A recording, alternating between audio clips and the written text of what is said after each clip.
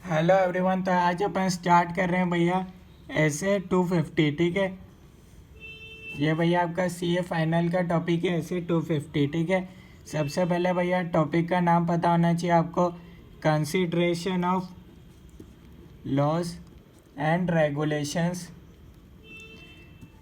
In an audit of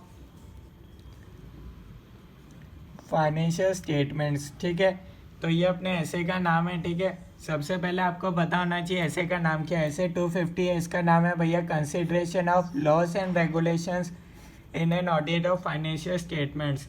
बहुत ही मतलब interesting ऐसे है। ठीक है, अगर आप पूरी वीडियो देखोगे तो भैया आपको 100% समझ में आ जाएगा, क्योंकि भैया मैं ICAI मॉड्यूल के साथ ही पढ़ाऊँगा। ठीक है, ऐसा टॉपिक नहीं है कि भैया मैं उसके अलावा और कुछ पढ़ाऊँगा।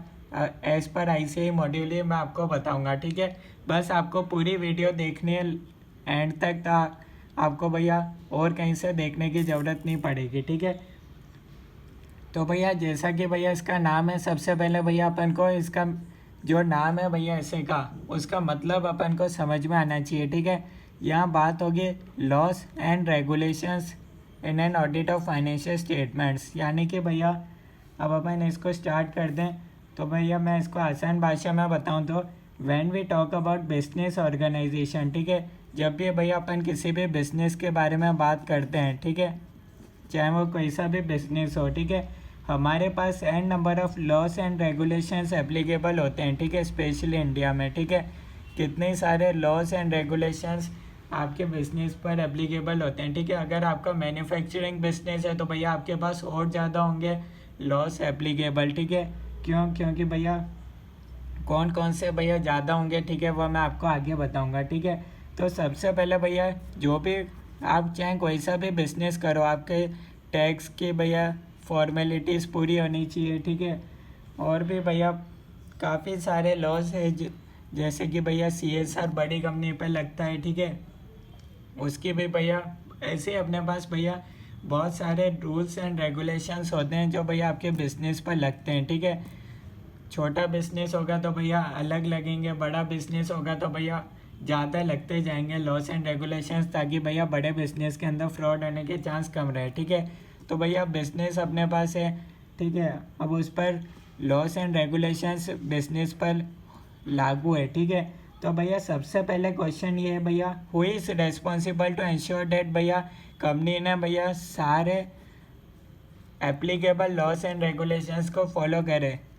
आप बताओ भैया, मैनेजमेंट या ऑडिटर, भैया ये किसकी जिम्मेदारी है भैया कि भैया कंपनी भैया सारे एप्लीकेबल लॉस एंड रेगुलेशंस को फॉलो करे। ठीक है, तो भैया इसका आंसर होगा भैया मैनेजमेंट। बेसिक रेस्पॉन्सिबिलिटी मैनेजमेंट की होती है। मैनेजमेंट से अच्छा है और किसी को पता नहीं होता कि भैया उस पर कौन कौन से rules loss and regulations follow हो रहे हैं। ठीक है, तो तब अपन देखते हैं कि भैया तब अब अपन को ये देखना रहेगा कि भैया जो भी इस बिजनेस पर loss and applicable laws and regulations हो रहे हैं, क्या वो उनका कंप्लायंस हो रहा है, क्या भैया उसका कंपनी पूरा कंप्लायंस कर रही है क्या, यानी कि उसको एप्लीकेबल कर रही है क्या, एप्लीकेबल है तो उसको भैया फॉलो कर रही है क्या, कंप्लायंस कर रही है क्या और लॉस एंड रेगुलेशंस को।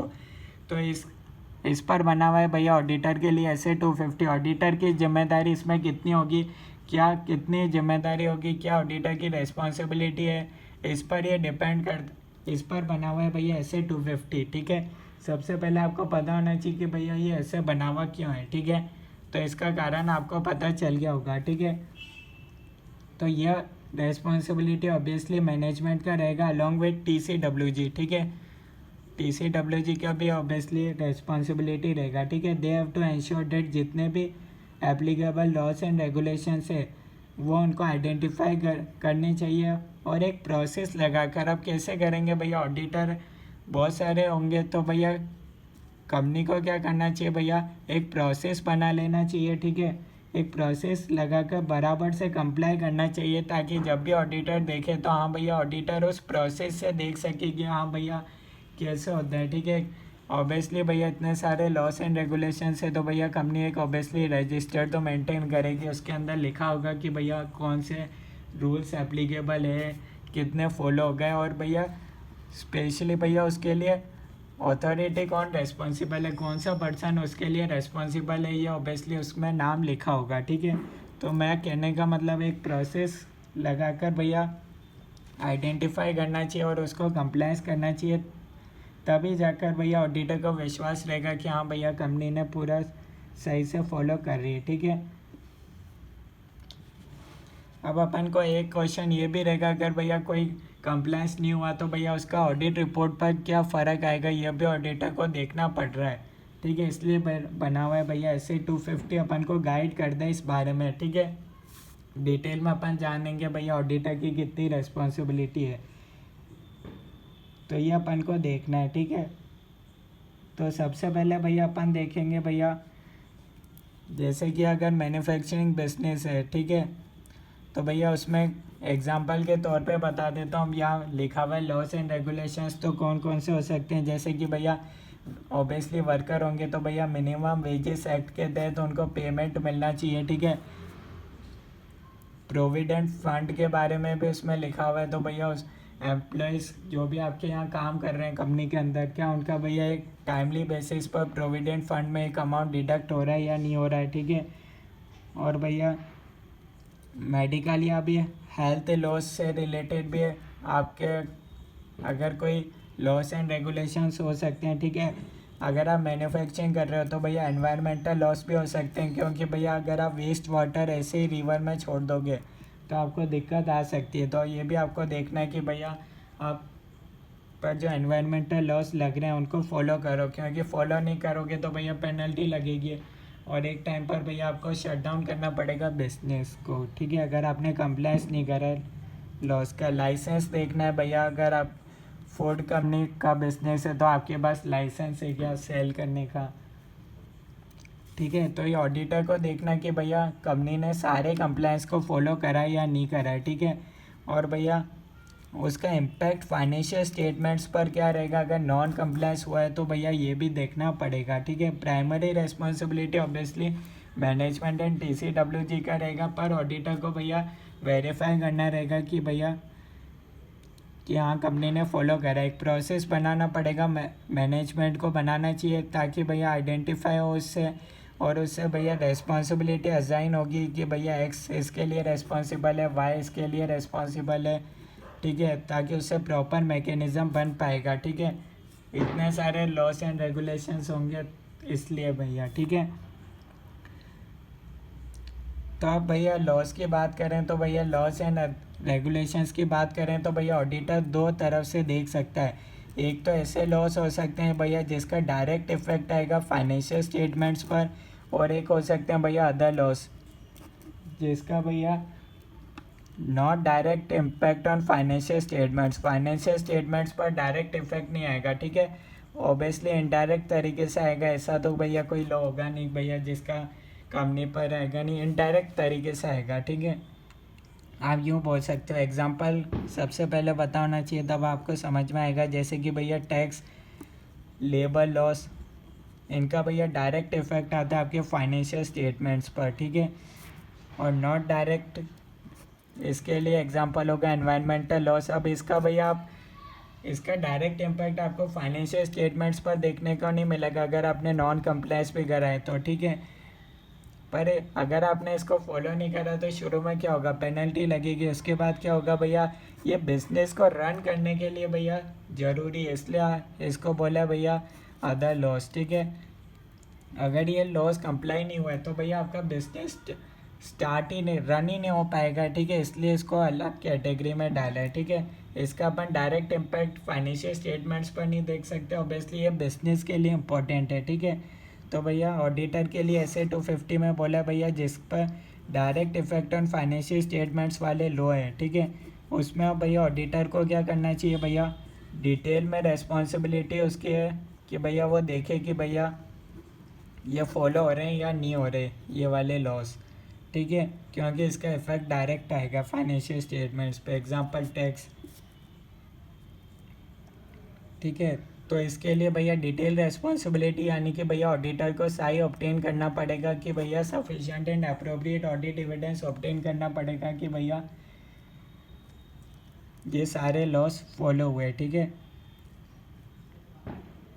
अब भैया इसमें क्या बोल सकते हैं भैया, यहाँ ऑडिटर की भैया लिमिटेड रिस्पॉन्सिबिलिटी रहेगी, ठीक है।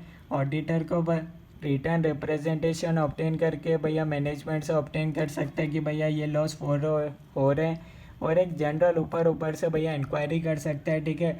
और ऐसे देखने चाहिए भैया लॉस जिनका भैया सिग्निफिकेंट नेगेटिव इफेक्ट आएगा भैया अप टू सम एक्सटेंट, ठीक है। तो उसको भैया देखना चाहिए भैया, जिस जो ज़्यादा इम्पोर्टेंट लॉस है उसका तो ऑब्वियसली देखना चाहिए कि भैया देखो रिस्पॉन्सिबिलिटी ऑडिटर की दोनों केस में कि भैया फॉलो होनी चाहिए, पर यहाँ भैया एक लिमिटेड रिस्पॉन्सिबिलिटी है, ठीक है।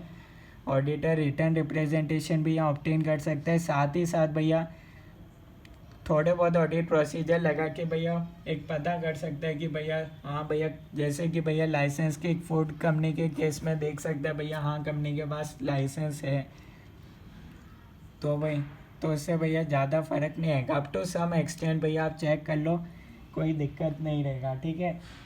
अब अपन देखते हैं भैया इसके आगे, तो अब अपन नेक्स्ट टॉपिक देख लेते हैं भैया, इफेक्ट ऑफ लॉस एंड, आपकी बुक में से ही टॉपिक ले रहा हूँ, effect of laws and regulations on financial statements. अब इनका इफेक्ट क्या आएगा, ठीक है। देखो ऑब्वियसली हर लॉ का इफेक्ट अलग होगा, ठीक है। हर लॉ भैया इतने सारे कंपनी में एप्लीकेबल हो रहे होंगे, तो हर एक का अगर नॉन कंप्लायंस हुआ तो भैया इफेक्ट अलग ही रहेगा, ठीक है। अब मैंने बता दिया भैया डायरेक्ट इफेक्ट और अदर लॉस के बारे में, ठीक है। अगर भैया नॉन कंप्लायंस हुआ है, ठीक है, तो भैया उसका देखना पड़ेगा, ऑडिटर को कंसीडर करना पड़ेगा क्या उसका मटेरियल इफेक्ट है क्या भैया ऑडिट रिपोर्ट पर, ठीक है। तो ये चेक करना पड़ेगा, ठीक है। अब अपन देखते हैं भैया नेक्स्ट इम्पोर्टेंट टॉपिक देखेंगे भैया, रेस्पॉन्सिबिलिटी ऑफ मैनेजमेंट। मैनेजमेंट की भैया क्या रेस्पॉन्सिबिलिटी है, कितनी रेस्पॉन्सिबिलिटी है। सबसे पहले basic responsibility identify and compliance करना चाहिए भैया, कोई भी लॉ एप्लीकेबल हो रहा है, ठीक है। और एक ऐसा प्रोसेस मैकेनिज्म बिल्ड करना चाहिए ताकि भैया जो भी एप्लीकेबल हो रहा हो उसका भैया एक प्रॉपर पता चलता रहे कि हाँ भैया कोई लॉ छूटे नहीं कंप्लाइंस करने से। अगर नॉन कंप्लाइंस है तो भैया उसको डिटेक्ट करना चाहिए और करेक्ट करना चाहिए विद इन टाइम, ठीक है। तो ये था बेसिक रेस्पॉन्सिबिलिटी मैनेजमेंट का, ठीक है। अब अपने पास एक क्वेश्चन आता है भैया, types of policies and procedures हैं, types of policies and procedures that entity में implement to present and detect non compliance, ठीक है। ये अपना बुक में से टॉपिक मिल जाएगा आपको।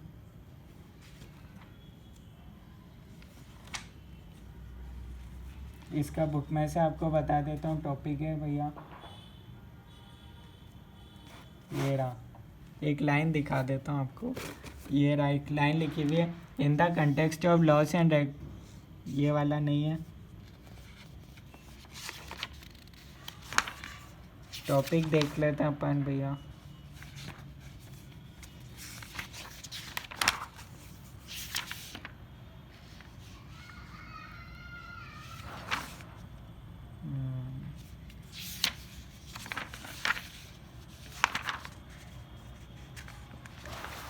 चलो भाई, हाँ तो भैया अपने पास नेक्स्ट टॉपिक रहेगा भैया, types of policies and procedures, ठीक है। That and types of policies and procedures that an entity में इम्प्लीमेंट, एंटिटी इम्प्लीमेंट यानी कि भैया मैनेजमेंट की यहाँ रिस्पॉन्सिबिलिटी है टू डिटेक्ट नॉन कंप्लायंस, ठीक है। ये आपकी बुक का टॉपिक है, ठीक है। अगर भैया नॉन कंप्लायंस हो रहा है तो भैया इसके लिए क्या पॉलिसीज एंड प्रोसीजर्स रहेगी ताकि मैनेजमेंट ये आइडेंटिफाई कर सके कि हाँ भैया कोई नॉन कंप्लायंस हो रहा है, ठीक है। उसके लिए क्या है भैया, सबसे पहले तो देख लो भैया लीगल रिक्वायरमेंट्स को कौन फॉलो कर रहा है, ठीक है। उसके लिए रेस्पॉन्सिबल अथॉरिटी कौन है, एक्स है वाई है, ठीक है। डायरेक्टर्स को भैया एक भैया TCWG को बोल दो कि भैया हाँ भैया इनका चेक करना है भैया, जिनको इनको अपॉइंट कर रखा है क्या ये फॉलो कर रहे हैं या नहीं कर रहे हैं, क्योंकि ऑब्वियसली इनका सुपरवाइज़र अगर कोई होगा तो बेटर वे में भैया लीगल कंप्लाइंसेस यानी कि लीगल रिक्वायरमेंट्स फॉलो होगी, ठीक है। कंप्लाइंसेस आइडेंटिफाई भी हो सकेगी और इंश्योर कर सकेंगे कि हाँ भैया सारे रूल्स फॉलो हो रहे हैं। सेकंड भैया आप इंटरनल कंट्रोल लगा सकते हो, ठीक है। और एक आप भैया कोड ऑफ कंडक्ट बना सकते हो। अगर फॉलो नहीं हुआ तो भैया इन दोनों को क्या पनिशमेंट मिलेगी, यानी कि रेस्पॉन्सिबल अथॉरिटी का क्या पनिशमेंट रहेगा अगर भैया कल को इन्होंने सुपरवाइज़ करा और नॉन कंप्लायंस मिला इनको, तो भैया क्या इनको पनिशमेंट रहेगा। ठीक है, नॉन कंप्लायंस नहीं रहे इसलिए भैया कोड ऑफ कंडक्ट बना सकते हो, एम्प्लॉयज़ को ट्रेन कर सकते हो। ठीक है, उनको बता सकते हो वेजेस एक्ट उसके बारे में। ठीक है, फॉलो कर रहा है कौन, फॉलो हो रहा है कोड ऑफ कंडक्ट, इसको देखने वाला भी कोई होना चाहिए। ठीक है, मान लो बना के रख दिया, कोई फॉलो ही नहीं कर रहा तो। और जहाँ भैया लीगल रिक्वायरमेंट्स अगर आपकी बार बार है, जैसे कि भैया रिटर्न फाइल आपको हर साल करना पड़ता है, पेमेंट रेगुलर करना पड़ता है, तो ये आप देख सकते हो भैया ये हर साल हो रहे हैं या नहीं हो रहे। ठीक है, इनके लिए रेस्पॉन्सिबल अथॉरिटी से देख सकते हो और लीगल एडवाइज़र्स की मदद ले सकते हो भैया अगर आपको कोई समझ नहीं आ रहा हो तो। ठीक है, रजिस्टर मेंटेन कर सकते हो भैया आपके पास कौन कौन से पॉलिसीज़ एंड प्रोसीजर्स फॉलो हो रहे हैं। ठीक है, इसका मतलब है भैया पॉलिसीज़ एंड प्रोसीजर्स के टाइप्स बताने ताकि भैया आप डिटेक्ट कर सकें, या आप यानी कि मैनेजमेंट डिटेक्ट कर सके कि भैया नॉन कंप्लायंस कोई छूट तो नहीं रहा, मतलब नॉन कंप्लायंस किसी का हो रहा है कि नहीं हो रहा। ठीक है, नॉन कंप्लायंस यानी कि कंप्लायंस हो रहा है या नहीं हो रहा है कहने का मतलब है। ठीक है, तो रजिस्टर मेंटेन कर सकते हो, इसमें आप लिख सकते हो applicable rules and regulations which are followed and which are followed by company to prevent non compliance. ठीक है, तो ये तो भैया types of policies and procedures. अब अपन देखेंगे भैया रेस्पॉन्सिबिलिटी ऑफ ऑडिटर। ऑडिटर की इसमें क्या रेस्पॉन्सिबिलिटी है। ठीक है, सबसे पहले तो भैया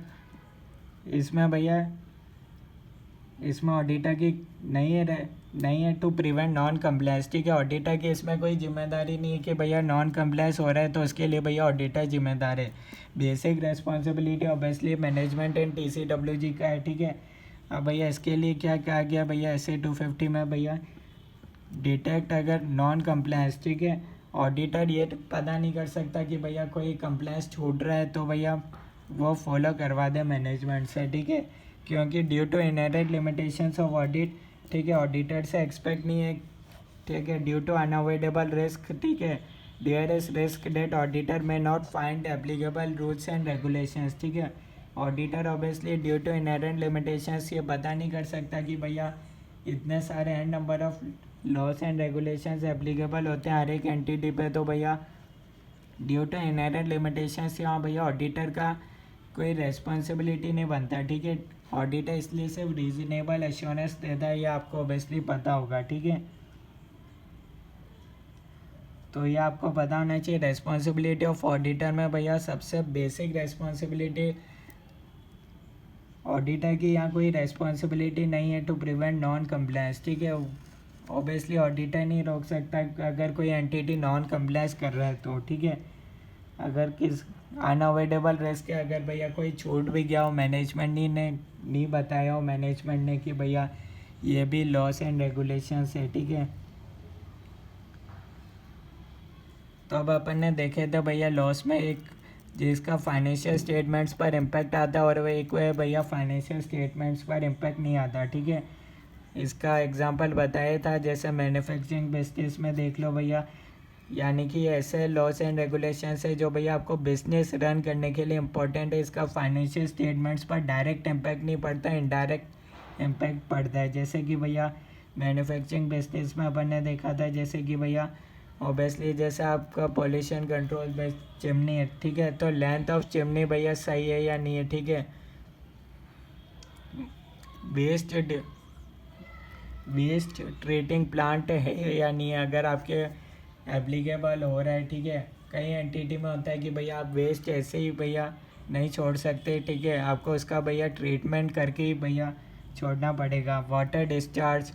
ठीक है, कई बार भैया इंडस्ट्री से वाटर में हार्मफुल केमिकल्स होते हैं तो भैया उसका ट्रीटमेंट करके आप भैया कर सकते हो। ठीक है, अब अपन भैया नेक्स्ट टॉपिक देखते हैं। इसके अंदर अपने पास है भैया इनहेरेंट लिमिटेशंस। यहाँ आपको बता देता हूँ, नेक्स्ट टॉपिक अपने पास है भैया ये रहा, in the context of laws and regulations the potential effects of inherent limitations on the auditor's ability to detect material misstatements are greater। ठीक है, इनहेरेंट लिमिटेशंस आर ग्रेटर, इसका कारण बता रखा है। सबसे पहले भैया पहला पॉइंट बोल रहा है भैया there are many rules and regulations. ठीक है, तो obviously relating principally to the operating aspects that do not affect financial statements and are not captured by the entity's information system। यह आपको बता रखा है इनहेरेंट लिमिटेशंस की वजह से भैया कैसे ऑडिटर फाइंड नहीं कर सकता। ठीक है, यहाँ भैया ये ऑडिटर की साइड में बोल रहे हैं, ऑडिटर के फेवर में ये पॉइंट्स लिखे हुए हैं। ठीक है, तो भैया पहला कारण है भैया ऑडिटर को due to inherent limitations of auditor find नहीं कर सकता भैया एंटिटी पर कौन कौन से रूल्स फॉलो हो रहे हैं या नहीं हो रहे। ठीक है, ऑडिटर सिर्फ ये देख सकता है, मैनेजमेंट ने ये लिस्ट बताई रजिस्टर में इतने सारे, तो उसमें देख सकता है, चेक कर सकता है हाँ ये फॉलो हुआ ये नहीं हुआ। ठीक है, अदरवाइज एप्लीकेबल है या नहीं इसका तो ऑब्वियसली ऑडिटर पता नहीं कर सकता। सेकंड में बता रखा अगर मैनेजमेंट ने कोई बताया ही नहीं कि भैया ये लॉस फॉलो हो रहा है, तो भैया कोई लिखा ही नहीं रजिस्टर के अंदर लॉस एंड रेगुलेशंस कंसील करा, तो ऑब्वियसली भैया ऑडिटर फाइंड नहीं कर सकता due to inherent limitations of audit. Third point में बता रखा non compliance is a matter of league by court of law. कई बार क्या होता है भैया ये लॉ फॉलो हो रहा है भैया या नहीं हो रहा है, इसके लिए भैया कोर्ट ऑफ लॉ में भी कंपनी चले जाती है भैया, जैसे टैक्स में कि भैया हमारा तो इतना ही टैक्स बन रहा है पर इनकम टैक्स डिपार्टमेंट ने भैया इतना टैक्स दे रखा है, तो इस केस में भैया आप कुछ कर नहीं सकते। ठीक है, मतलब यहाँ रूल्स फॉलो हो रहे हैं या नहीं हो रहे। ठीक है, फिर ये तो अलग बात हो जाएगी, प्रोविज़न बना लो वो अलग बात हो गई, पर कोई लॉस फॉलो हो रहा है या नहीं हो रहा ऑब्वियसली ये भी मैटर ऑफ डिस्प्यूट बन जाता है। ठीक है, तो ये अपने पास थे इनहेरेंट लिमिटेशंस ऑफ ऑडिट की वजह से कैसे भैया ऑडिटर बच सकता है इन कारणों की वजह से, ऑडिटर के फेवर में ये पॉइंट लिख रखे हैं। ठीक है, अब अपन देखेंगे भैया auditor responsibility regarding loss and regulations. ठीक है, इसके आगे अब अपन देखेंगे भैया रेस्पॉन्सिबिलिटी ऑफ ऑडिटर में अपन देख रहे थे auditor responsibility regarding loss and regulations. ठीक है, एक बताया था जिसका डायरेक्ट इफेक्ट पड़ता है फाइनेंशियल स्टेटमेंट्स पर और एक इनडायरेक्ट तरीके से फाइनेंशियल स्टेटमेंट्स पर इम्पैक्ट पड़ता है लॉस एंड रेगुलेशंस का। ठीक है, इसका मतलब है भैया ये बिजनेस को रन करने के लिए इम्पोर्टेंट है। एग्जांपल बताया था एनवायरमेंटल लॉस।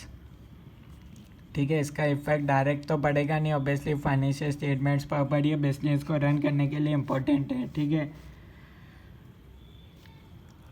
तो अब इसको आप कैसे चेक कर सकते हैं इसके बारे में बता रखे। सबसे पहले भैया ऑडिटर ऑब्टेन कर सकता है sufficient and appropriate evidence that all rules and regulations that have impact on financial statements are compliance done हुआ है या नहीं हुआ है, यानी कि आप देख सकते हो भैया कंप्लायंस उनका हुआ है या नहीं हुआ है। ठीक है, आप आरबीआई गाइडलाइंस के हिसाब से देख सकते हो। इसका एग्जांपल है भैया आरबीआई गाइडलाइंस टैक्स लॉस इसके एग्जांपल है। ठीक है, या एनवायरमेंटल लॉस था। ठीक है, और इसका एक और एग्जांपल हो सकता है भैया एनबीएफसी सर्टिफिकेट फ्रॉम आरबीआई। ठीक है, ऑब्वियसली जब एनबीएफसी को अगर सर्टिफिकेट ही नहीं आरबीआई का तो भैया ऑब्वियसली वो रन कर ही नहीं सकता अपने बिजनेस को। ठीक है, यहाँ ऑडिटर की रेस्पॉन्सिबिलिटी बताया था स्पेसिफिक ऑडिट प्रोसीजर लगा के भैया आइडेंटिफाई करना चाहिए कि भैया नॉन कंप्लायंस का मटेरियल मिस स्टेटमेंट तो नहीं है। ठीक है, अगर भैया नॉन कंप्लायंस हुआ किसी का तो भैया उसका कहीं मटेरियल मिस स्टेटमेंट पर तो नहीं आएगा ऑडिट रिपोर्ट में। ठीक है, तो यहाँ ऑडिटर की एक तरीके से बोल सकते हैं लिमिटेड रेस्पॉन्सिबिलिटी और यहाँ भैया डिटेल रेस्पॉन्सिबिलिटी है। ठीक है, यहाँ आप ऑडिट प्रोसीजर लगा सकते हो, इंक्वायरी कर सकते हो मैनेजमेंट एंड टीसीडब्ल्यूजी के साथ, लाइसेंसिंग देख सकते हो लाइसेंस है क्या कंपनी के पास, एग्जिस्ट कर रहा है कि आपको ऑब्वियसली ये नहीं पूछना कि भैया देने वाले ने क्या सोच के लाइसेंस दिया कंपनी को, ये नहीं सोचना है। सिर्फ आपको देखना है आपकी लिमिटेड रिस्पॉन्सिबिलिटी कि भैया कंपनी के पास बस लाइसेंस है क्या, ठीक है। और आपको देखना है भैया अगर कोई नॉन कंप्लायंस हुआ तो कोई उसका गोइंग कंसर्न पर इम्पैक्ट आएगा क्या, ठीक है। क्योंकि भैया ये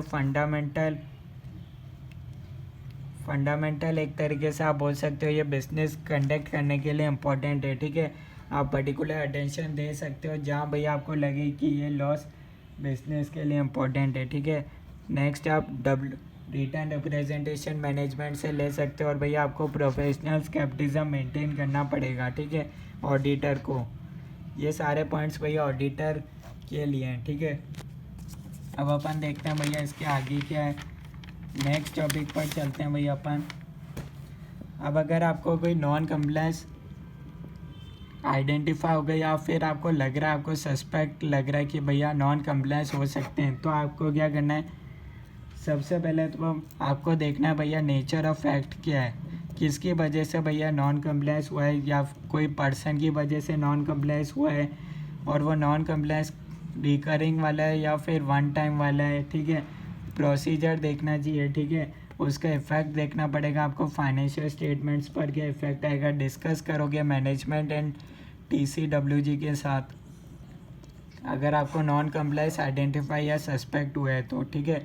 सबसे पहले देखोगे नेचर ऑफ फैक्ट क्या है, उसका इफेक्ट देखोगे फाइनेंशियल स्टेटमेंट्स पे, फिर डिस्कस कर लेना भैया मैनेजमेंट एंड TCWG के साथ। अगर आपको लग रहा है भैया लीगल एडवाइस आपको यहाँ से सफिशिएंट इन्फॉर्मेशन नहीं मिली तो आप लीगल एडवाइस ले सकते हो कि भैया ठीक है। और फिर भी यहाँ से भी अगर आपको सफिशिएंट इन्फॉर्मेशन नहीं मिल पा रहा तो भैया आपको देखना पड़ेगा ऑडिटर ओपिनियन पर इसका क्या इफेक्ट आएगा, ठीक है। इम्प्लीकेशन आपको देखना पड़ेगा, और ऑब्वियसली आपको रिटर्न रिप्रेजेंटेशन तो लेना ही है एंड टेक अप्रोप्रिएट एक्शन, ठीक है। आपको अप्रोप्रिएट एक्शन लेना पड़ेगा, ठीक है। अगर आपको भैया सिग्निफिकेंट इन्फॉर्मेशन नहीं मिल पा रही, अगर नॉन कंप्लायंस आइडेंटिफाई या सस्पेक्ट हुआ है तो, ठीक है। और भैया रिपोर्टिंग कैसे करोगे ऑफ नॉन कंप्लायंस, या तो आइडेंटिफाई हो चुका होगा या फिर आपको लग रहा होगा हो सकता है, ठीक है। इसकी रिपोर्टिंग क्या होगा भैया, सबसे पहले तो भैया आपको मैनेजमेंट एंड TCWG मैनेजमेंट के साथ डिस्कस कर लोगे, ठीक है। अंडरस्टैंडिंग कर सकते हो मैनेजमेंट के साथ।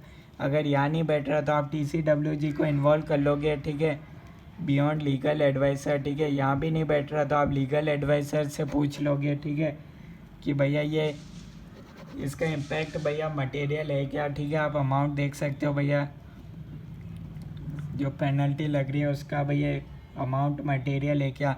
अगर आपको लग रहा है हाँ भैया ये सिग्निफिकेंट नॉन कंप्लायंस हुआ है तो भैया आप ओपिनियन बदल दोगे। मटेरियल लग रहा है तो आप 705 में चले जाओगे, ठीक है, जहाँ मॉडिफिकेशन टू ओपिनियन कर सकते हो, ठीक है। क्योंकि भैया या तो अगर आपको लग रहा है मिस स्टेटमेंट्स मॉडिफिकेशन देने की ज़रूरत है, या तो भैया यहाँ 2 पॉइंट है, नॉन कंप्लायंस मिल गया होगा या फिर आपको लग रहा है सस्पेक्ट, तो भैया पॉसिबल मिस स्टेटमेंट हो सकता है, ठीक है।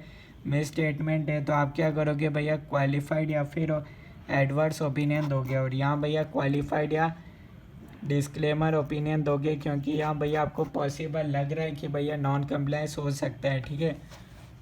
बस ये सारी बातें आपकी बुक के अंदर लिख रखा है, ठीक है। और ऑब्वियसली भैया रिपोर्टिंग कोई रेगुलेटरी अथॉरिटी होगी, ठीक है, तो आपको लास्ट में उसको करना पड़ेगा ऑडिटर को, ठीक है, ताकि भैया ऑडिटर सेफ रहना चाहिए, ठीक है। Third party obviously government entity में भी रेगुलेटरी अथॉरिटी होती है, उसको भैया रिपोर्ट करना पड़ेगा कि भैया ये नॉन कंप्लायंस सिग्निफिकेंट है, इसलिए करना पड़ेगा, ठीक है। अब बस भैया अपना ऑब्जेक्टिव बचा हुआ है, बाकी सब आप रीड कर सकते हो, सब अपन ने देख लिया। इसका ऑब्जेक्टिव क्या है भैया, to obtain sufficient appropriate audit evidence. ही आपको ऑब्टेन करना चाहिए कि भैया सारे तो नहीं भैया, जिनका इफेक्ट भैया ऐसे लॉस जिनका भैया डायरेक्ट इम्पैक्ट पड़ेगा फाइनेंशियल स्टेटमेंट्स पर, उनके लिए आपको सही ऑब्टेन कर लेना चाहिए कि हाँ भैया वो तो फॉलो हो रहे हैं। सेकेंड पॉइंट में बोला हुआ है to perform specified audit procedures to help identify instances of non compliance, ठीक है। अब audit procedure of other laws and regulations, ठीक है, यहाँ आपकी लिमिटेड रिस्पॉन्सिबिलिटी बनती है। तो यहाँ आपको देखना पड़ेगा कि भैया जिनका नॉन कंप्लायंस हुआ है, ऑब्वियसली यहाँ आपको बता रखा है कि भैया, ठीक है, थर्ड में बता रखा है respond appropriately to non compliance और सस्पेक्टेड नॉन कंप्लायंस। ऑब्वियसली ये पॉइंट अपन ने पूरा देख चुके हैं, ठीक है, ये अपन ने देखा था भैया, रिपोर्टिंग करनी है रेगुलेटरी अथॉरिटी को, ठीक है, और 705 में इसका आपको इम्पैक्ट देखना है भैया क्या होगा, ठीक है। अदर लॉस एंड रेगुलेशंस का आपके बिजनेस पर, आपके नहीं मतलब बिजनेस पर भैया इनडायरेक्ट तरीके से इम्पैक्ट पड़ता है, ठीक है, ये बिजनेस को रन करने के लिए इम्पैक्ट होते हैं। तो इस तरीके से बता रखा है। कोई डाउट है तो आप कमेंट्स के अंदर बता सकते हो। बाकी ये अपना ऐसे 250 यहाँ कंप्लीट होता है। ओके।